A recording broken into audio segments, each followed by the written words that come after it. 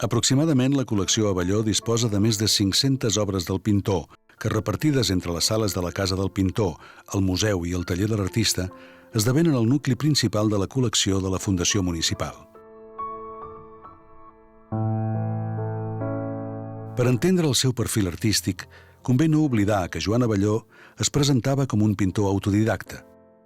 Però l'afany d'arribar a ser un artista en tota la seva expressió el va conduir a buscar l'aprenentatge de grans mestres com Mir, Pruna i Pellicer.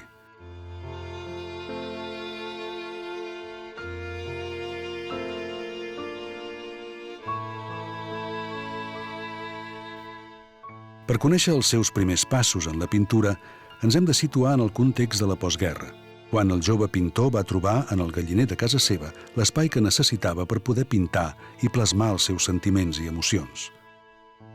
Abelló pintava amb allò que tenia a l'abast per immortalitzar paisatges del seu entorn i retrats familiars mitjançant l'ús de tons grisos i marrons que li conferien un gust per la intimitat i una profunda espiritualitat.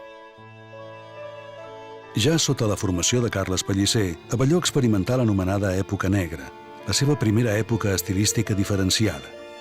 En aquesta etapa hi influeixen diversos factors, com les morts del seu germà petit Andreu i del seu pare, que el conduïren a un cert misticisme i a bolcar-se en repetides ocasions en el tema religiós, un tipus de pintura de profunda espiritualitat i de caràcter intimista, amb una paleta cromàtica on hi abunden els tons negres. Però, si existeix una etapa per la qual Abelló s'ha distingit en la història de l'art català del segle XX, és la coneguda com a explosivista, que es caracteritza per la manera com col·loca la pintura sobre la tela, produint un xoc o explosió. El pintor va convertir aquesta forma de treballar en una rutina que amb diferents matisos va conservar durant tota la seva carrera artística. L'explosivisme d'Abelló anà minimitzant-se i evolucionar en un primer moment cap a l'abstracció.